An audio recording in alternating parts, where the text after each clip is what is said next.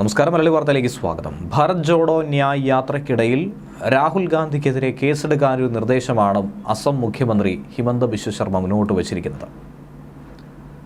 കോൺഗ്രസ് നേതാവ് രാഹുൽ ഗാന്ധിയെ അദ്ദേഹത്തിനെതിരെ കേസെടുത്തിരിക്കണമെന്നാണ് നിലവിൽ അസം മുഖ്യമന്ത്രിയുടെ ആജ്ഞ.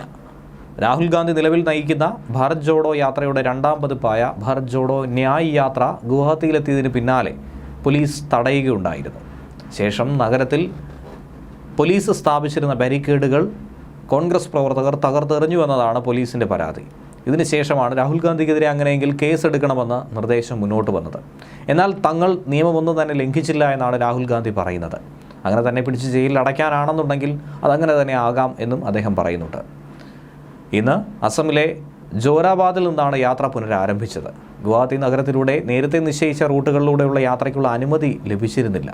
അത് നിഷേധിച്ചതുകൊണ്ടാണ് മറ്റൊരു മേഖല ഗുവാഹത്തി ബൈപ്പാസിലൂടെ യാത്ര തിരഞ്ഞെടുത്തത്.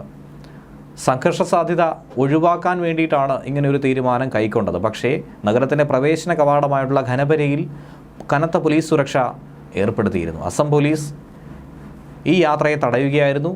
അതിനായി പോലീസ് സ്ഥാപിച്ച ബാരിക്കേഡൊക്കെ പ്രവർത്തകർ തകർത്ത് എറിയുകയായിരുന്നു. 5000-ലധികം കോൺഗ്രസ് പ്രവർത്തകർ അവിടെ ഉണ്ടായിരുന്നു.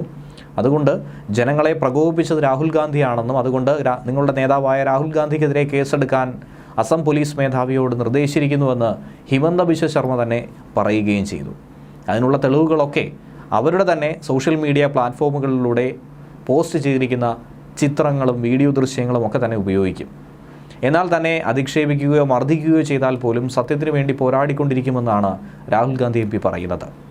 ഭാരത് ജോഡോ യാത്ര ഗുവാഹത്തിയിൽ പ്രവേശിക്കുന്നത് പോലീസ് തടഞ്ഞതിനെ തുടർന്നുണ്ടായ സംഘർഷത്തിൽ രാഹുൽ ഗാന്ധിക്കെതിരെ കേസെടുക്കണമെന്ന് പോലീസിനോട് മുഖ്യമന്ത്രി നിർദ്ദേശിച്ചതിൻ്റെ പിന്നാലെയാണ് രാഹുൽ ഗാന്ധി ഇങ്ങനെ ഒരു പ്രതികരണം കൂടി നടത്തിയിരിക്കുന്നത്. ന്യൂസ് ഡെസ്ക് മലയാളി വാർത്ത.